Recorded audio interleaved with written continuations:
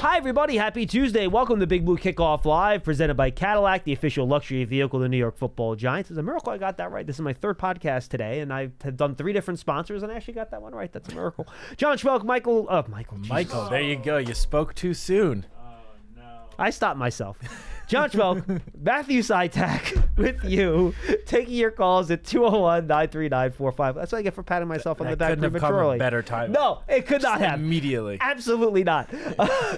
Well, we are going to take a lot of your calls today, folks. I'm sure you guys still want to talk about the Giants' decision to go with Tommy DeVito as the starting quarterback. We talked about it on Big Blue Kickoff Live yesterday with Paul and I. Want to give Michael here a chance. I did that on purpose. A chance to talk about it today. Matt, just kind of give me your reaction, give me your take before we start getting to the fans' calls here. Yeah, I mean, look, I don't think anyone here is too surprised. No, we talked about it last week. Yeah, we spoke about it last week. The possibility, obviously, we were speaking hypotheticals last week, but the writing seemed to be on the wall based on what Coach Dable said after the game in Munich and just how the first 10 games of the season went. So, yeah, not surprised. I guess the fact that it was the keys to the offense had been given, at least for this week, to Tommy DeVito over Drew Lock. I guess that was a little bit of a surprise. Sure. But I was not too surprised about that. I mean, when Drew Lock was signed back in March, and I know a lot of people on Twitter have been, kind of freaking out a little bit about the fact that the Giants signed Drew Lock. You have some Wilson in you, the way you like to monitor Twitter, what everybody's saying. I mean, a little bit of Wilson. I'm a Twitter guy. I live on Twitter, so I see what everyone says. But a lot of people were complaining, like, oh, it's a waste of money. Why'd you sign Drew Lock? Well, they signed Drew Lock back in March, and we spoke about this last week too, well before anyone had any idea whether or not Daniel Jones was going to get cleared for not even the start of training camp, if he would be ready for the start of the regular season. We had no idea. So I don't fault the front office or anyone at all for bringing in Drew Lock. It was the responsible thing to do. But given how the season has gone so far, 10 games in, you're 2-8, facing the final 7 games of the season, I'm fully on board and agree with the decision to give Tommy DeVito a chance, because Tommy DeVito, this is only his second year. He showed a little bit last year as an undrafted rookie free agent, led the Giants to a 3-3 record and 6 starts. Who knows? Maybe in these last 7 games, regardless of how, the win-loss looks in the last 7 games, maybe he shows enough where you want to bring him back as your legitimate, backup quarterback, or depending on what the quarterback situation is in the offseason, have him compete to be the starting quarterback for for week 1, depending on if there's a rookie brought in, bridge quarterback, whatever. That obviously there's a lot to figure out over the next however many months into the offseason, but I'm fully on board with giving him a chance to see what he can do, see if he has grown from last season, because while he did lead the Giants to 3 victories last season, it's not like, he was playing perfect ball out there. Yeah, and look, he did struggle at times with certain different things. So I'm fully on board with giving him a chance to show what he can do. Yeah, I'll just add to one thing you said, because I think you make a good point. And it's less to do with me about, and this is a big part of it too, not knowing where Daniel Jones was health-wise. Back in March, you also didn't know how much progress Tommy DeVito was going to make from his rookie year to his second year. Going off what he did last year, and I said this year on the show, we weren't talking about Tommy DeVito as a backup. We were talking about Tommy DeVito, can you keep him as your third quarterback on the active roster? Could you maybe try to stick him onto the practice squad? That was the conversation last offseason, okay? Not Tommy DeVito is your backup, right? That's not where any of us were last year. But you're making that decision to bring in a Drew Lock in March before the players are even back in the building yet. Yep. So all that progress in the offseason that Brian Dable talked about Tommy DeVito making, you go back to my interview with Tommy on the Giants Huddle podcast when I did all 3 quarterbacks together over the summer. He talks about how much better he thinks he is, how much more comfortable he is, how much easier everything has come being in his second year. We didn't know that. Tommy DeVito could have shown up this year and looked like the same guy he did in the last year, and maybe there wasn't any progress. You don't know how that works from year to year. Improvement is not linear in the National Football League. So I think Tommy DeVito probably showed up and was also better than what he was at the end of last year, and better than what they thought he was going to be, which probably has something to do with this decision too. Yeah, for sure. And Where was I going to go with this? I don't know. I can go to the calls if you want. No. Oh, okay. So, granted, we have not been out at practice since training camp. Right. So it's been over, almost 3 months now since we really got to watch a full Giants practice. But from the little bit that we did see, going back to the spring workouts in May, OTAs, and then, mini camp, training camp up until he got injured and I believe was the first preseason game. It's not like when Drew Lock was out there, he was like blowing Tommy DeVito out of the water. Oh, I'll flat out say DeVito was better than he was in the spring. Exactly. In the spring, DeVito was better. Once Lock got used to the system, I think it kind of evened out a little bit. It evened out, Mm-hmm. exactly. So if those two guys, let's just say, hypothetically, those two guys have shown you about the same throughout practice since the season started, who do you have more to gain from putting in at the quarterback for the last 7 games? Drew Lock, who's on a 1-year deal, and I mean, right. Maybe he's brought back, but who knows? Or Tommy DeVito, a second-year undrafted rookie quarterback who has shown you a little bit of juice when he has been out there last year, and can be brought back next year at an affordable rate because I believe he's an exclusive right free agent. So I'm not sure exactly. You would know better how exactly that works, but you can bring him back if you want him. That's basically the deal. It would be for minimal cost. Correct. So if he can even show you enough in these last 7 games to be like, this guy can either, be a bridge quarterback for a rookie or compete to be the starter, and he can do that at a minimal cost, there's obviously more to gain there than putting Drew Lock in, who is going to once again enter free agency in the offseason and probably sign a similar contract to what he got this year from the Giants, whether it's with the Giants or another team. And I think Paul actually made a really good point on yesterday's show. I think Tommy DeVito's mobility has a factor in this too, where you can leave a lot of the same stuff in you did with Daniel. DeVito's not as big or as physical as Daniel is, but he can run, he's fast, he can mobile a little bit. So I think you can leave a lot of that stuff in terms of how the offense is structured, which maybe gives you a little bit more freedom too. And the only other thing I just want to touch on from this, and again, this is just what I've seen a lot of people complain about on Twitter, that, obviously there's at least a portion of our fan base that does not want the Giants to win many more games or any in order to help the draft position. And we've been here before. And I've seen fans, kind of get upset saying Tommy is going to once again ruin the Giants draft hopes. You can't by lose winning on some purpose. Games. Only thing I will say to that, and again, we have not seen him really out there. I mean, we saw him some in the preseason, but we haven't seen him in a regular season game now in almost a full calendar year. But while he did lead the Giants to 3 victories last year, and the Commanders game last year in particular, he was great. It's not his overall numbers in those 6 starts and his 9 games total. It's not like they were game-changing numbers. No, he averaged well under 200 yards a game. Yeah, well under. Seth Walder of ESPN Analytics put out a tweet, I think this morning, saying he had a QBR of like 24 and a sack rate of over 15%, both of which were like among the worst, if not the worst. So to those fans out there that, are rooting for losses and are worried about Tommy ruining that, again, he has grown likely since last year.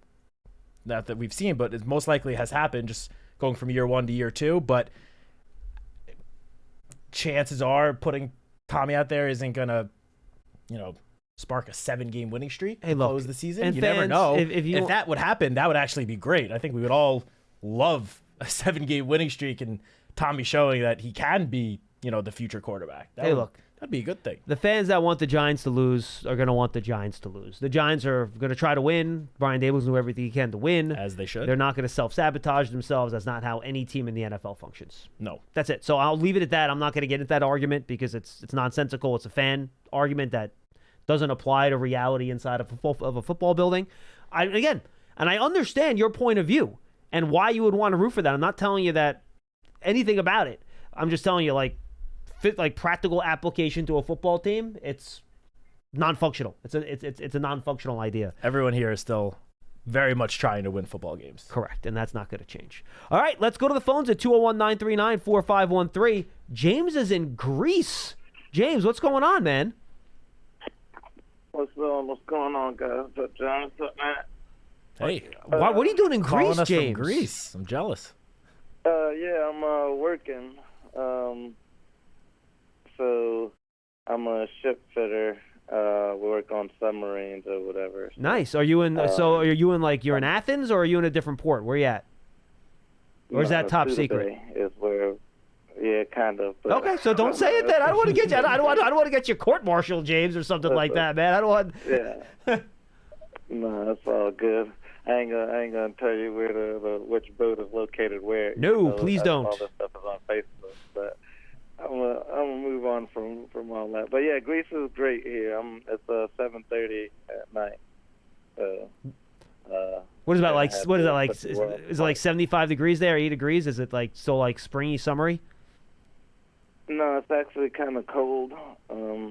About 6, but it's not like it's like 60, 65. Oh, that's not bad. Kind of like beach cold, you know what I mean? Yeah, like, I got you. Georgia, where it's warm and but yeah, it's nice out here. The food is great.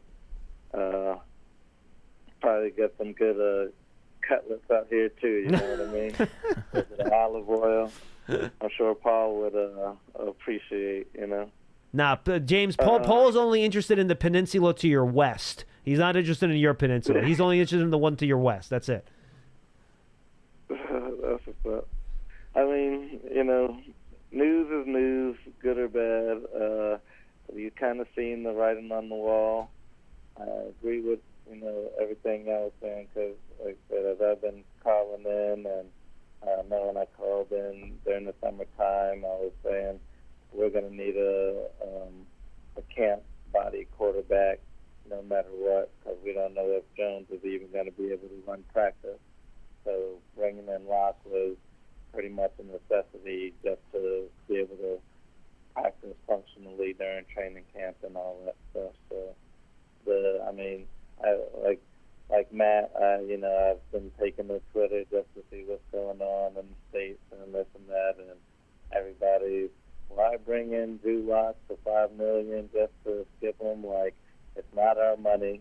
We needed somebody for camp. That's why he was there. He's still the backup quarterback. We're not going back to Jones. And I've seen all the reports where, financially, if Drew Lock plays so many plays and does so many things that you owe him so much money. And, I mean, all that's all well and good. I honestly think that part of it's overrated, to be honest with you, James. Like, that is not a significant amount of money in terms of the number of games left in the season for him to hit some of those. Like, to me, that to me is not the driving force here at all, at least in my opinion. Not only that, but like if you look at what the reported details of those like incentives are, there's 7 games left. Like, it is highly unlikely Correct. That's what I'm he's going to be saying. able to hit them regardless. Yeah, like that's what I was trying to say. 15 touchdowns is one of the numbers he has to hit. Like, I think one was like 40% of the snaps, which there's 7 games left. Yeah. I don't even know if it's possible for him to reach 40% of the snaps. So, yeah, would that be just 40%? Well, I mean, I guess it wouldn't be 40% of just the games he plays in, because obviously he's going to take 100% of the snaps he plays in. Yeah, I would assume that would mean snaps percentage of the season. So yeah, those incentives I really don't think have any bearing on this decision.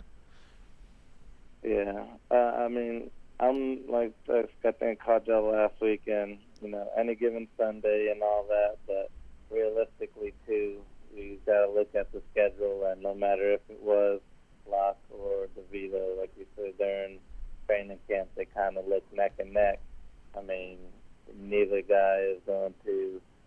Hopefully, they do. But I doubt that they will light it up in any significant manner. But like I said, let's beat the Cowboys on Thanksgiving, which I'll still be out here in Greece for Thanksgiving. All right, James. But we can beat the Cowboys on Thanksgiving. It'll be a great season. All right, appreciate the call, man. Thank you, James. Be safe out there. Thank you for the work you're doing. I'm sure it's not easy work and all the travel. When you want to know where your taxes are going, it's for long-distance calls to Big Blue Kickoff Live on Tuesday afternoon. Let's do it. A better use of your tax dollars I might not know, to be honest with you. And by the way, I know people like to do that's a win, that's a loss, with the schedule and everything. Did anyone think the Giants were beating the Packers last year? Did anyone think the Giants would play the Buffalo Bills to a final play of the game like for the goal line with the chance to score. Did anyone think they would win in Seattle this year? Just to look at the games this year. I mean, even that Commanders game last year that I was talking about, Tommy DeVito's best game. I know we don't, dive into stuff like this, but the Giants were like double-digit underdogs going into that. Were game. they really? I forgot. They were like I didn't remember 10-point that. underdogs, and they won by double digits. So that's you what really I'm saying. Never know. So guys, I watched the Cowboys last night. They stink. They're a bad football team right now. Say what you want about Dak Prescott. He is a lot better than Cooper Rush. Yeah. Well, I think people Obviously. realize once they lose something, they realize what they lost in it.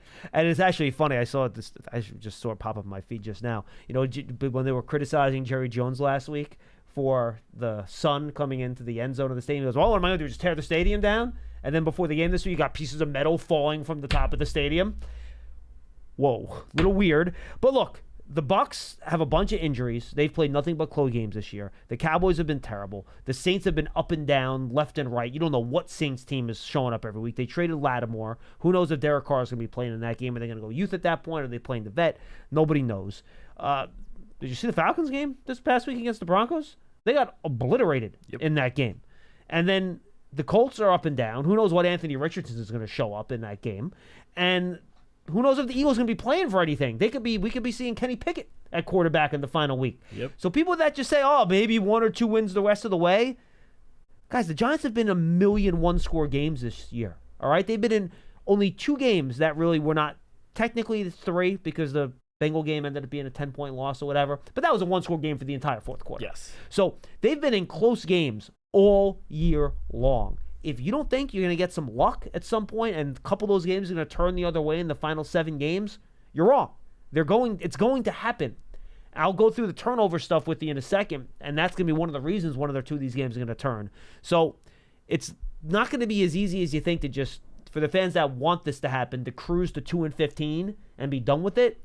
Ain't how the NFL schedule works, and that's not how the NFL season works. So you're not going to lose close games all year. Eventually, it's going to turn. It did. Even in 2022, right? They started the season so hot winning all those close games. Well, they lost some of those close games later in the year then. Mm-hmm. It's just the way it goes. 201-939-4513. Jim in Jersey. He's up next. Hey, Jim. Hey, John. Hey, Matt. Hey, what's going on? What's up? Good. How you doing? I just want to start with 2 very quick Jones DeVito points and then kind of a broader thing, if that's Sure. okay, about kind of where we go with quarterback. Yep. So on Jones, I would just say that, I got to be one of the fans who, at least I hope there's some others out there that, at least if nothing else, I doubt this guy's ever listened to this show, but that somebody's on the record saying this guy laid it out there. 3 different regimes, all of it. For me, at least, if I wanted to show my son how to perform as a person in a high stress, difficult situation, what Daniel Jones did over the last 6 years, right to the end. I mean, I can't even imagine, at least in terms of how he handled the situation. You tell me the quarterback who might have handled it to cause less dissension, more harm to the franchise. I don't know who what you think of one. Yeah, and Jim, by the way, not just handling it from a mental standpoint. I apologize for interrupting. No, please. This is a guy that we were begging to slide. Like, he's trying to run over linebackers. Right. I mean, the physical he played with, it was crazy. Right, like, John, you heard what Chris Collinsworth said. He said, I can't believe this guy is running into the line, he was saying, in the Thursday night football game. So, look, I just want to leave it there. Like, I hope for the best for him. Like great point, Jim. With the Chargers. We agree. Or a nice, quiet life as the bridge quarterback. He made $80 million. He's a handsome guy. I said to somebody, you guys probably don't remember the movie Superman in 1978 with Chris. Oh, I've watched that movie many times, Jim. I loved Superman. Okay. Well, I would think with Daniel Jones, it summed up his whole Giants time. There's this scene in that movie where Superman gets kryptonite around his neck and he's choking. He's going to die. Lex Luthor's sending 2 different nuclear missiles in different directions.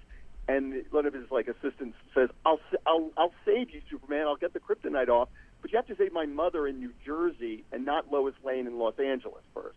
And that's kind of how Daniel Jones was. It seemed like for the whole 6 years. He's this big, tall guy trying to save this impossible situation. But whatever. Tommy DeVito. What I'd say about Tommy is obviously good dude. If you wanted juice and intangibles, he's got it. I mean, think of the Green Bay game. ball. They asked him afterwards. I was just like, hey, man, let's just go win the football game. You're like, holy crap. Didn't you, have to leave Syracuse to go to Illinois for a year? So he's got some juice. He's got maturity. Yeah. My word for DeVito in games coming forward is he also had Thomas and he had Saquon.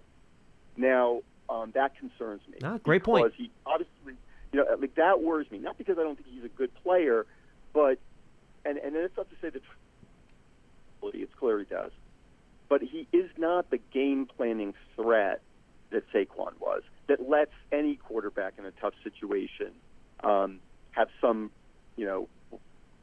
group. So that worries me quite a bit. The offensive line is better as a whole, though. Even though they're missing Andrew, Jim, the offensive line is better as a whole. Well, I think against Carolina, that setup, Evan Neal looked better against Carolina. How he'll look against other teams, we'll see. I hope so. I mean, good question. That's fair. Anybody who's rooting against your own drafted player, high drafted players, is foolish. I kind of riffed a couple of weeks ago about, Kayvon is a good player, but he wants to be governor of California, so I didn't like that versus like an LT. But I want, if Neal, I don't want Neal to be Art Flowers. I want him to succeed. So let's hope.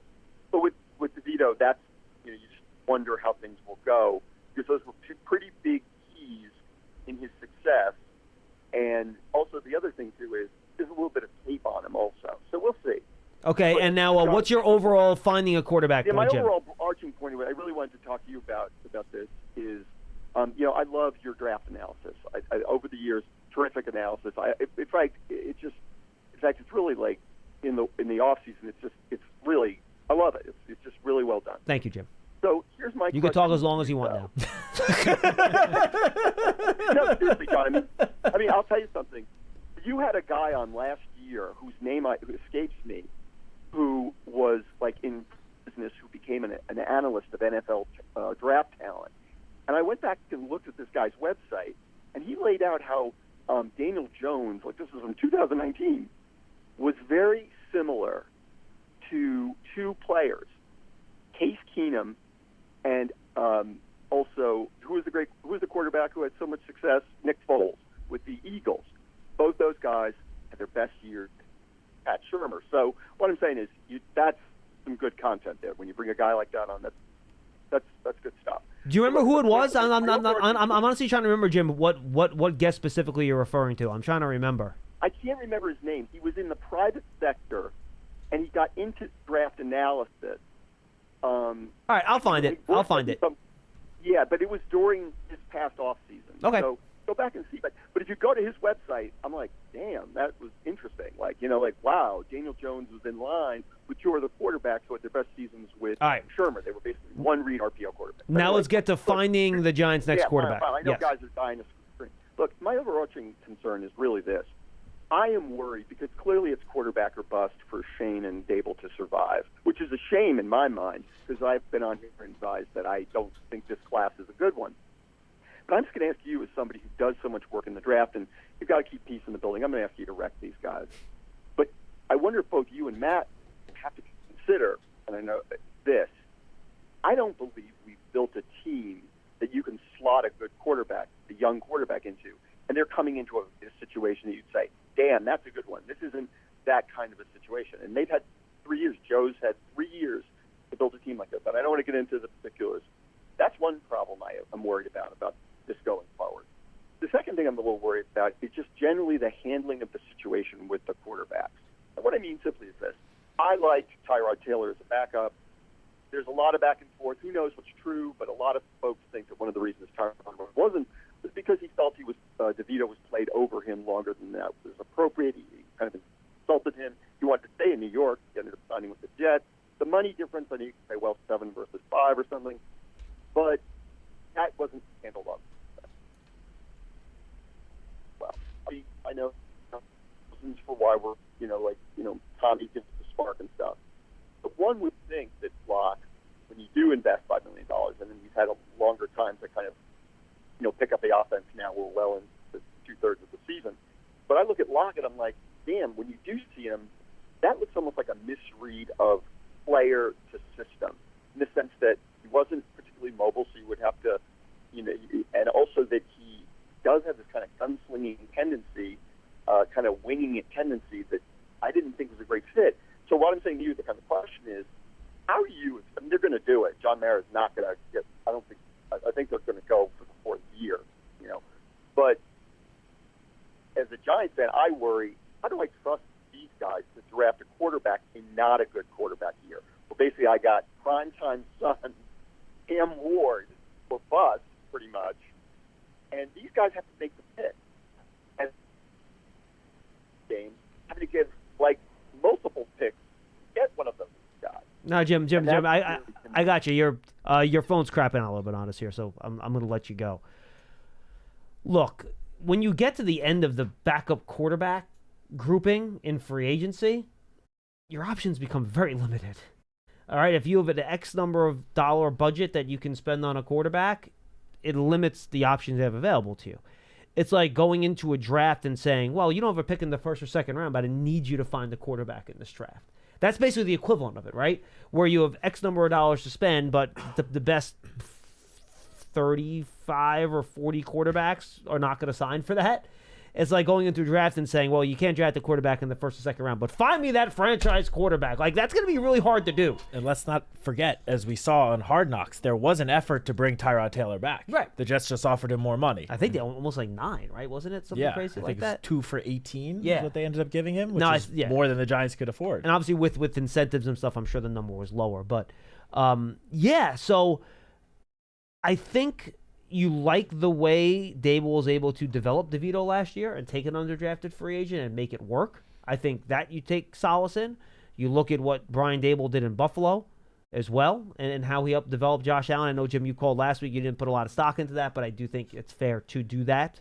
So, look, you hired a guy because he's been in this league a long time. And going back to college when he had, Tua and Jalen Hurts and those guys in college, Brian Dable. Like, he was around those guys at Alabama, where he's been around young quarterbacks and he's figured out a way to make it work with very different young quarterbacks too, right? Whether it's Tua, Jalen Hurts, Josh Allen, go down the list.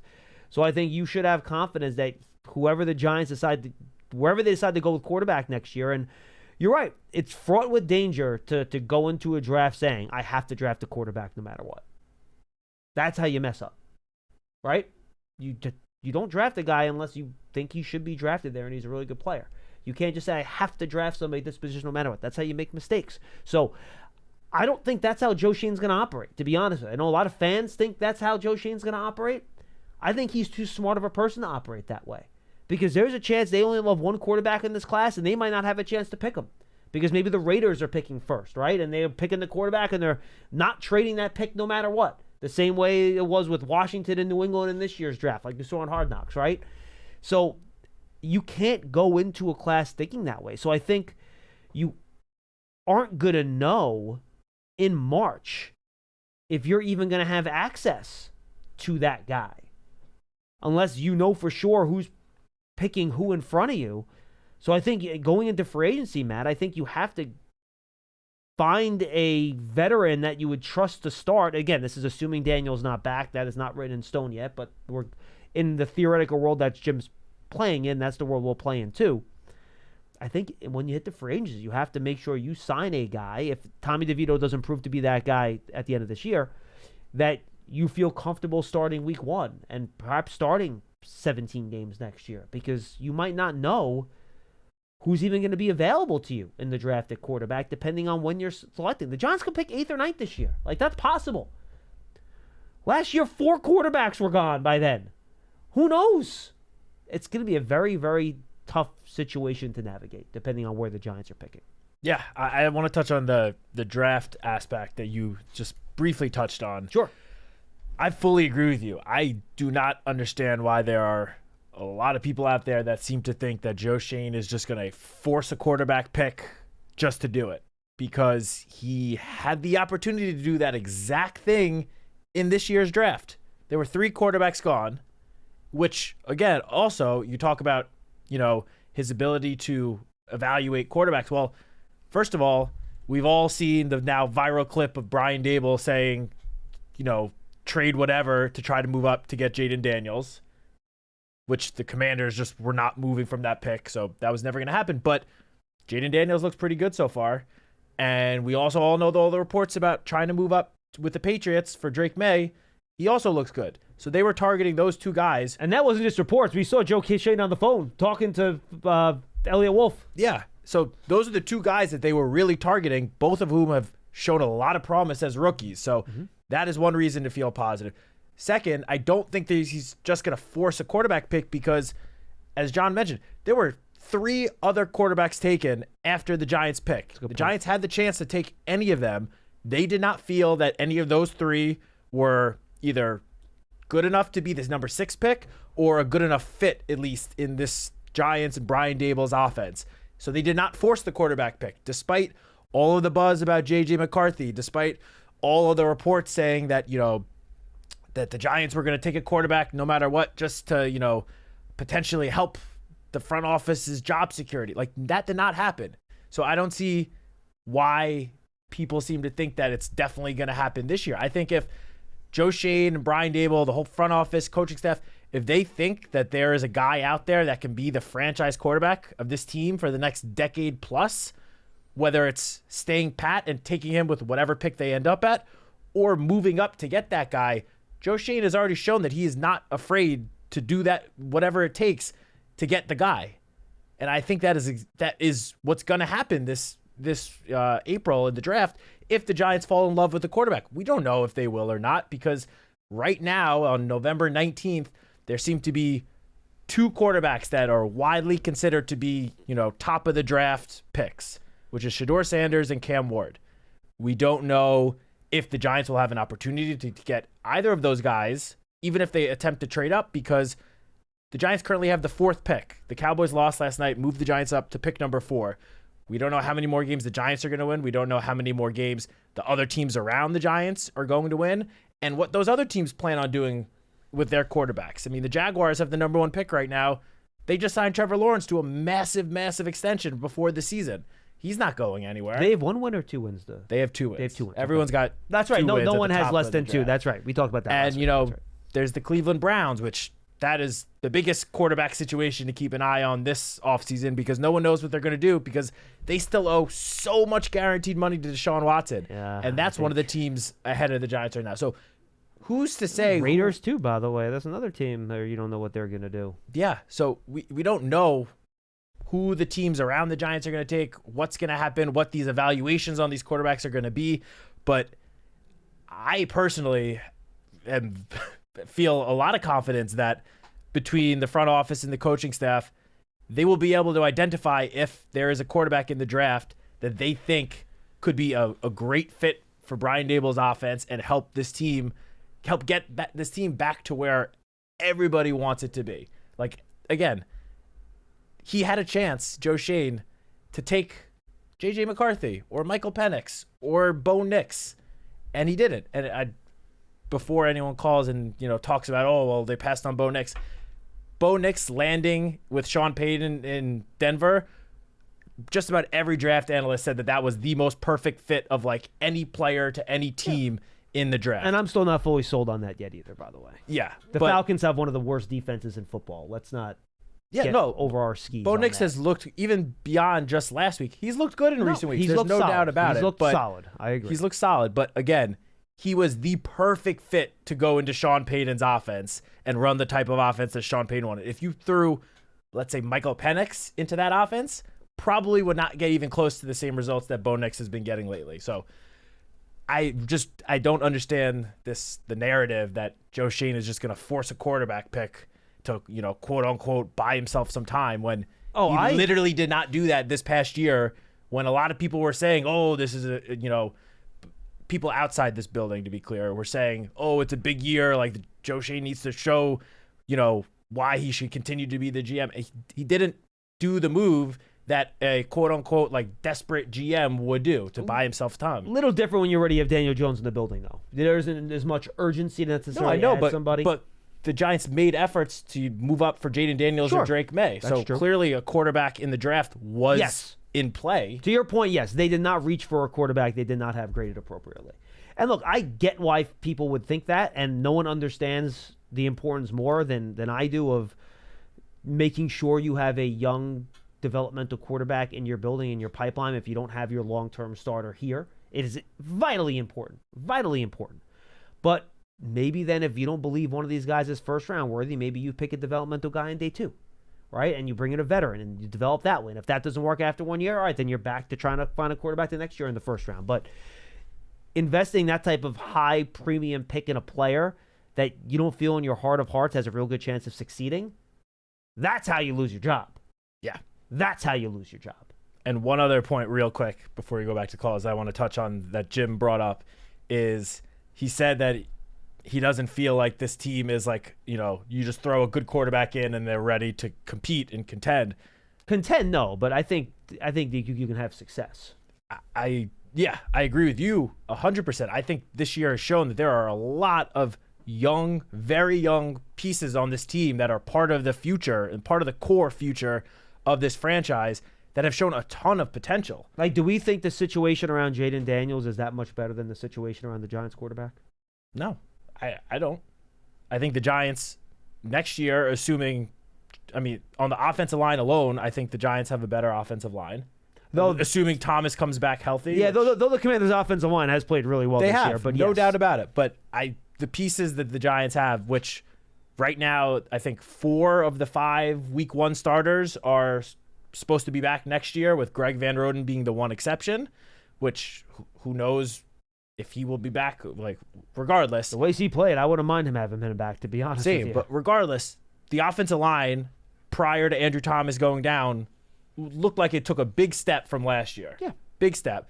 You have offensive playmakers now between Malik Neighbors, Tyrone Tracy, Theo Johnson, Wan'Dale Robinson, some talented playmakers on offense.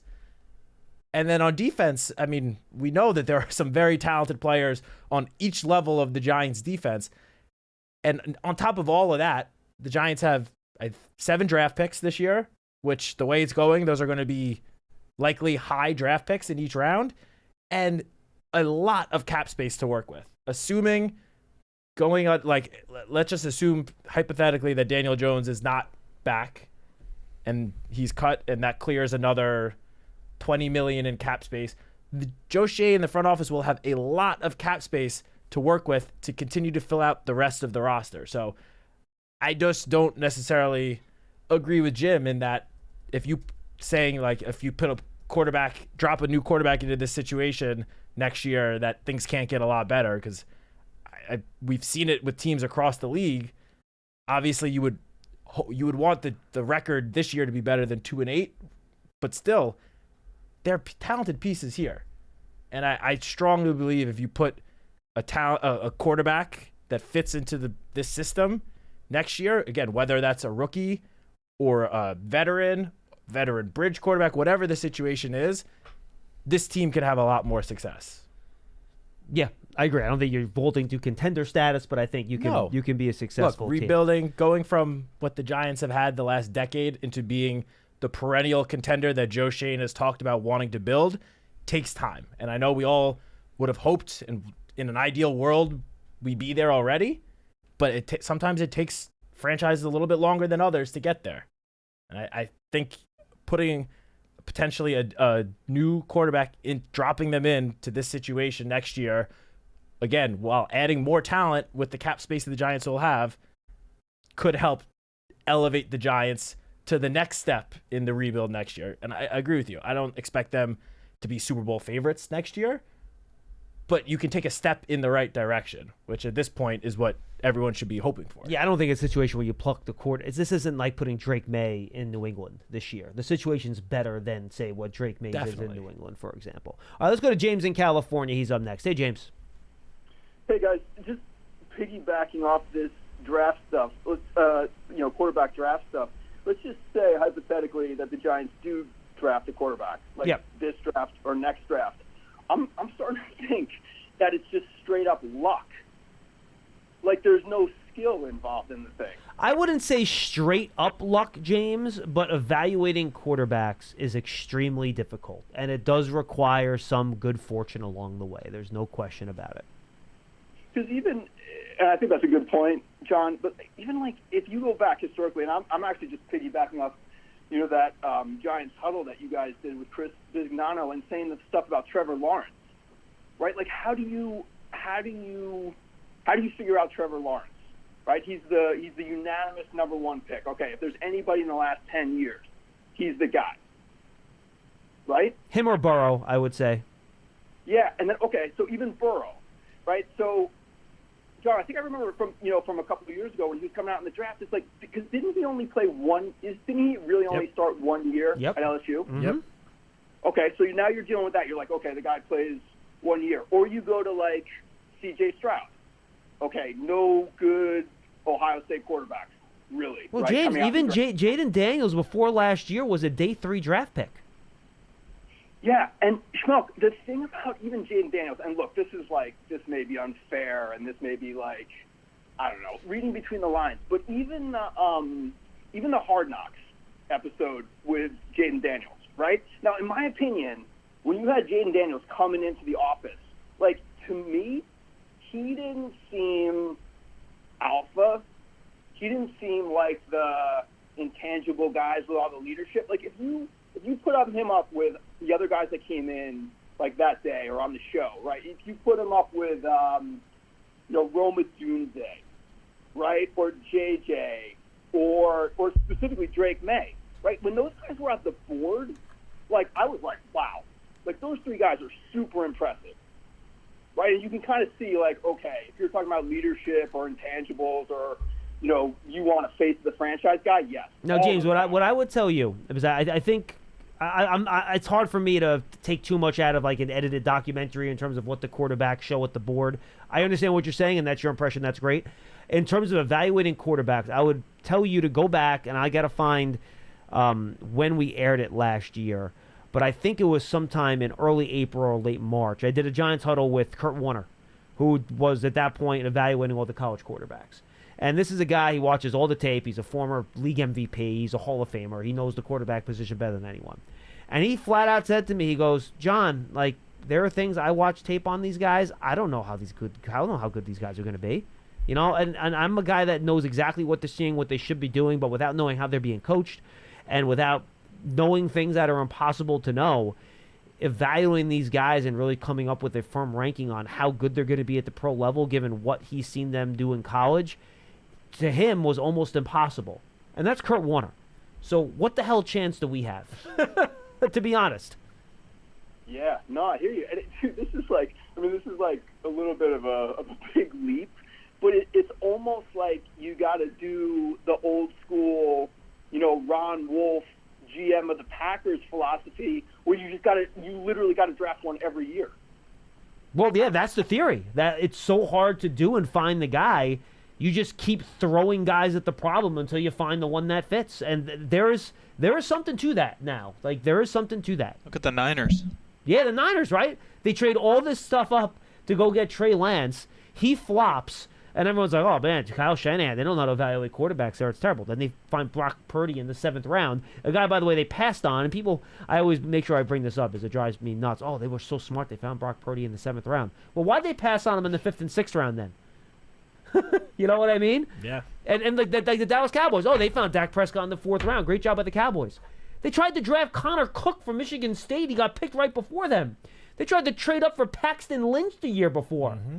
It's really, really hard. It's really, really hard to find quarterbacks. The Arizona Cardinals, let's not forget, they found Kyler Murray. They picked him number 1 overall, but 1 year after, they spent a top 10 pick on Josh Rosen. Great point. And they, moved on from him after 1 season and now have their franchise quarterback, and it's paying off. They're in first place in the NFC West. Yeah, and even this is like the biggest example, right? But like even Mahomes, right? And Andy Reid is the brilliant offensive mind. Even Mahomes goes 10th, and you're telling me, I don't know, does Andy Reid even really know that Mahomes is going to be good? I don't know. But they traded up. They traded up for him. So he probably had a good idea. The better argument is not that does Andy Reid not know. The better argument is that, well, if it was so easy, how come one of the teams that picked 1 through 9 didn't take him? Yep. Or the only guy who had conviction about Josh Allen was Paul Dottino. He was the only guy who knew Josh Allen was going to be awesome. Well, look, I think we all knew Josh Allen had the physical ability to become awesome, but and James, appreciate the call, man. But he had a lot of issues coming out with his accuracy. I mean, he can hit the broadside of a barn half the time. The ball was all over the place. And by the way, the first 2 years in the league, he still had that problem. It took till year 3 for it to really come together. And again, this is not me taking a shot at Paul. Paul's also the guy that said Davis Webb's going to be the next franchise quarterback for the Giants. No, it just shows you how hard it is. Somebody can be so right about one thing and one guy, then be so wrong about the next guy. Same thing with me. Same thing with you. We're going to be right about some guys and wrong about other guys. In quarterback, it's even more difficult. The beauty is often in the eye of the beholder. There are things I think that every individual evaluator get drawn to, traits that are most important to them, and that might shield other issues, right? That maybe you're not that you don't see as clearly. So, look, I think James's overall point is correct. That it's a really, really hard thing to do. Yeah, I mean, look at the 2018 draft in particular. Baker Mayfield goes first overall, which before last year, everyone would have considered him a humongous bust. Took his 4th team for him to figure it out. Yeah. Then Sam Darnold was the next quarterback taken at 3, which again, prior to this season, everyone would have said colossal bust. Took his 4th team to figure it out. Then you go down, Josh Allen at number 7, who the Bills traded up for. But if you remember, the Bills, by a lot of people, were getting ripped for trading up and taking him at number 7 overall. There are videos, I think I saw this yesterday, of Bills fans freaking out about the pick. That's funny. Because everyone was like, who the heck is this guy? We don't want him. There are other quarterbacks taken. And then Josh Rosen was the next quarterback taken, 10th overall. And then you have to go all the way down to the last pick of the first round where the Baltimore Ravens traded back into the end of the first round in order to take Lamar Jackson. So every team had a chance to take Lamar Jackson, including the Ravens the first time. And instead the Ravens took Hayden Hurst, the tight end. Because clearly they knew Lamar Jackson was going to be great. That's why they selected Hayden Hurst before they selected him. Yeah. So, I mean, that draft in particular, I feel like, is just a perfect example of how difficult it is to get the quarterback right in the draft. You could have the number 1 overall pick. That doesn't mean that the quarterback you take there is going to guarantee to be a stud. Hey, you go back historically, a lot of times it's not the first quarterback taken that's the best one in these classes. It's not. Now, sometimes it is, like the Matthew Stafford year or the Joe Burrow year, that works out that way. Other years it doesn't work out that way. Kyler Murray's another one. Who else was drafted in Murray's year? I'm trying to think. That was Daniel Jones' year, right? Yeah. So it's not always that simple. I wish I could tell you there's a science to this, folks, and you can go through it. You know, I had Stephen Ruiz on from The Ringer last year, too, and we had this conversation. He does all their quarterback rankings and stuff like that. And, you know, he goes, look, John, I'll be honest with you. Like, when I evaluate these college quarterbacks, I've given up trying to figure out processing and how they see the field because I can't tell. Like, pick traits and hope you coach the guy up well enough where the traits eventually develop into something like a Josh Allen, right? That's the theory behind drafting Anthony Richardson, who had so little experience as a passer. He just didn't play that much in college. Draft the guy with the traits. Hope you have a good enough coaching staff and infrastructure to develop that guy with those traits, and that's one path to do it. And there's no surefire way. Otherwise, it'd be not a lot of teams with poor quarterback situations for like 30 years, like the Washington Commanders had, or the Lions before they found Stafford, right? I mean, just go through the list. The Bucks were trying to find a quarterback until Tom Brady went there forever, right? It's just really, really tough to do. Yeah, but I will say just one reason Giants fans to, have confidence that Joe Schoen and this front office can identify that guy. This front office, I mean, granted, this is front offices around the NFL, but the Giants front office in particular has spent so much time already this college football season scouting all of these guys. I mean, we see reports almost every single week of Joe Schoen at, college X watching two teams play with their top prospects. I mean, there are reports out there that, there have been various front office members that have spent time at Colorado games. Oh, yeah. Brandon Brown, Joe Schoen, and Dennis Hickey are at college games every single Saturday, and then they fly out to wherever the Giants are playing on Sunday or fly back to be at the Giants games. But every Saturday they're on location somewhere. And sometimes if they can combine it, they'll do like a Thursday, Friday, Saturday, like 3-day trip and knock out a few teams in a row. So so they are doing a ton of extensive work on all of these prospects, and especially, given this Giants situation right now, especially the top quarterbacks. They are doing so much work, and this goes back all the way back to basically just after the end of this year's draft. That's when the scouting starts for the 2025 draft, is right when the 2024 draft is complete. They already get started on their scouting for next year's draft. And not only that, but, the last caller brought up Jaden Daniels at the board, what we saw on Hard Knocks. Like, I have confidence that Brian Daboll is able to sort of tell, A, from the tape, and then B, after spending time with a guy, seeing how he, how quick his response and reactions are. I feel like that Brian Daboll can be able to tell, like, okay, this guy can handle at least like the mental aspect of the NFL, which is a huge hurdle for college quarterbacks to get over in order to go from being a successful college quarterback to a successful NFL quarterback. That's your best chance of figuring that out. And that's what Kurt Warner said. Look, unless I meet with these guys and I find out how they're being coached and what they're being told to see, then I'll have a better idea of knowing how they're processing things. But just from watching tape and stuff, the way they do it, it's really, really tough. All right, Len in Columbia, Maryland, he's up next. Hi, Len. Hey, guys. How you doing? We're good. Good. All right, 7 to go. I got my third survey this calendar year from the organization. They want to know about the experience at the stadium. And I could tell you, Len, they are working very hard to try to make that experience as good as it possibly can, which is why they're sending these surveys out. Yeah. And let me tell you 4 things I tell them real quick, and then I want to talk to Matt, John. Do you want me to forward? I can forward you up to the stadium presentation, guys, if you want, Len. I can get you some good one-on-one time with some people upstairs if you want. I have asked for that in responding to the surveys. Yeah, the fourth thing I tell them is, look, everything's going good.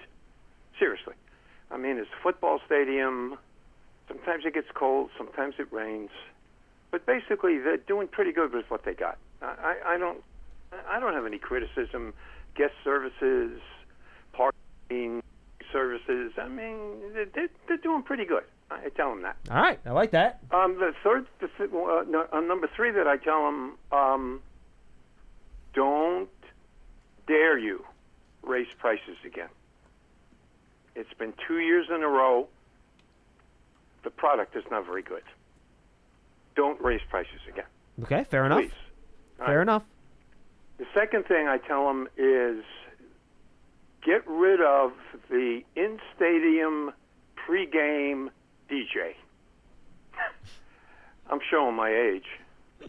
Get off my lawn type thing, but it's terrible. And number 1, I tell them, and I try to fit this in more than one place. Not your type of music, Len. Not surprising. No. Yeah, okay, all right. No. Okay, gotcha. Okay, what's number 1? Number 1, just win. That's it. Look, we got 7 games left. There's no reason why we shouldn't win. Stay at home. You got to send your best customers down those escalators at the end of the day in a good mood. And Len, I know this probably doesn't mean much to you, but I can just tell you that is literally probably the most important thing to the Mara family. Oh my goodness. Oh my goodness. No, everything's better if you win.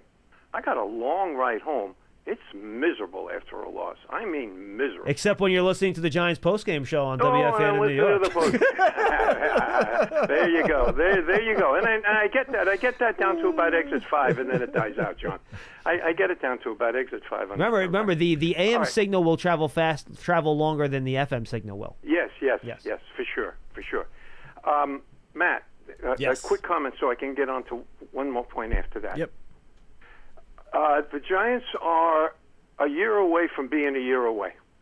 Your comment, please. A year away from what? Did you hear me, Matt? You said a year away from being a year away? This team is a year away from being a year away. Yeah, but from what, though? I don't think Matt can answer that question. And you mean from contending for a Super Bowl, contending for a playoff spot? No. It starts with the playoffs. Contending for a playoff. Got it. I thought that was understood, but okay, I get it.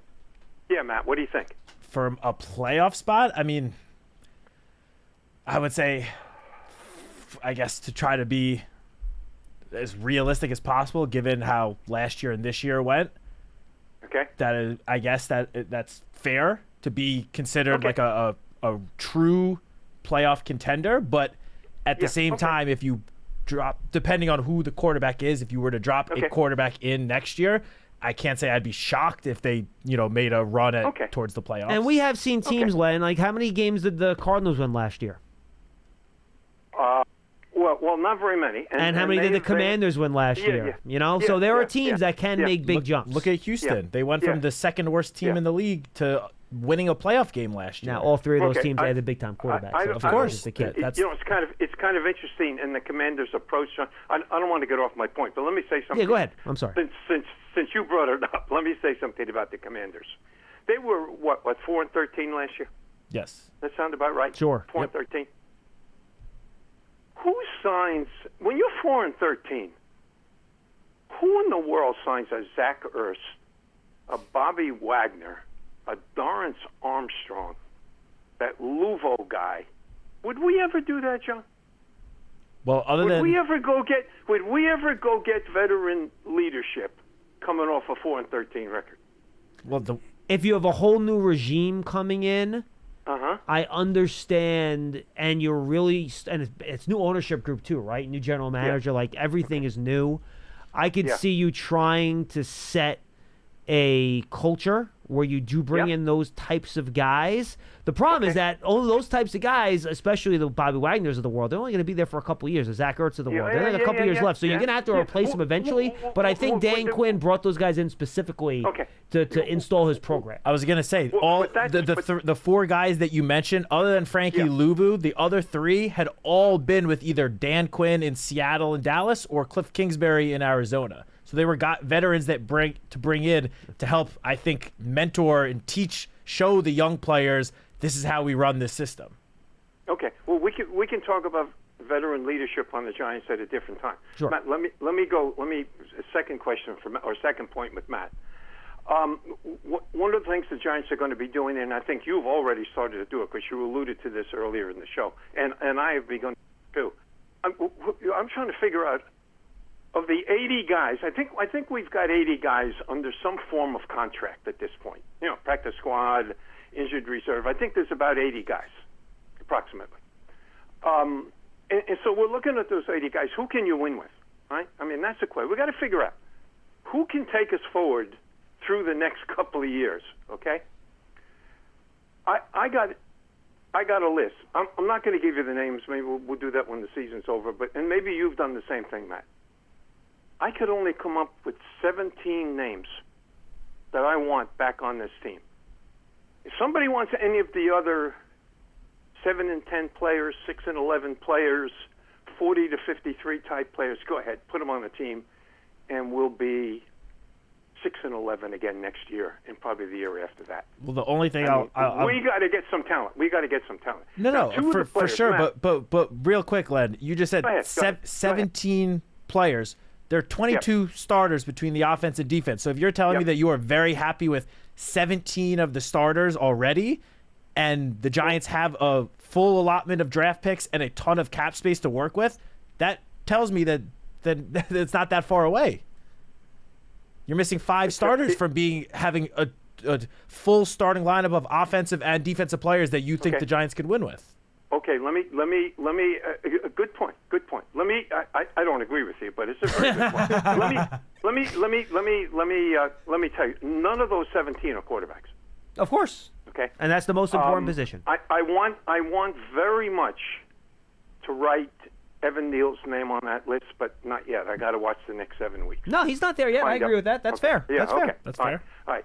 And John, just to go back to a previous conversation that we've had. I put his name there, but I wrote it in pencil, and the pencil has a big eraser. You put who there? I'm sorry, I didn't catch your name. Pinnock. Oh, Pinnock. Okay, I got you. We've talked about Pinnock before. You and I have different opinions. I'm surprised he made the 17, Len. Congratulations. Now, John, welcome to the team. Matt, two of the 17 who I think we can win with can carry us forward positively. I'm a little worried about it. I mean, Slayton's not under contract. I like Darius Slayton. I want him on this team. I like want him Slate and on this Tulane. team. Okay. The drops drive me nuts. I'm not going to lie to you. Yeah. Okay. All right. But we got to watch the money. I mean, his contract's up, so that's one. And the other is Singletary. You know, he's RB2 now, and we're going to pay him too much money to be RB2 next year. So I don't know what we do with that, but I like the combination. I like Tracy Singletary. It's just the salary thing is way out of whack. I mean, it's just way out of whack. See, I don't think many. You know, we may have 8 draft choices, but come on, it's the top 3 that really count. These are the guys that are going to make a difference on Sunday. It's your top 3 picks. Sure. And maybe we got some money and we can go out and get 3 or 4 free agents. So we're in the 20s now. My thinking is it still puts us, a year away from being a year away. I mean, we're in a kind of a rebuild here, particularly when you don't have a quarterback. All right, Len, we got to roll, man. Appreciate it, my friend. Thanks, Len. Thank you very much. And by the way, folks, and this is going to start now, and I get it. I'm not telling you not to call and talk about it because 2-8 is 2-8. I understand. But if you want a lot of draft talk, draft season, go check it out. We just finished recording just before we went live today. Me and Tony Pauline had Dane Brugler on. We went through his top 50 with us. Long up, we went like 45 minutes with Dane, then we did 15 minutes ourselves. So it's almost like an hour episode. So there's a lot in there. I think we're taking next week off with Thanksgiving. Pearson wants to spend time with his family. The nerve. I know, right? It's very, very selfish. But we probably are not going to have a draft season next week. But then we'll go every week the rest of the way, folks. So the episode with Dane is great. That's going to go up at some point tomorrow, probably tomorrow afternoon or so. So go check that out. Really good talk about the draft class in general. I have a feeling Giant fans aren't going to be very happy after what Dane says about much of the draft class, but that's okay. I'll give you one tease.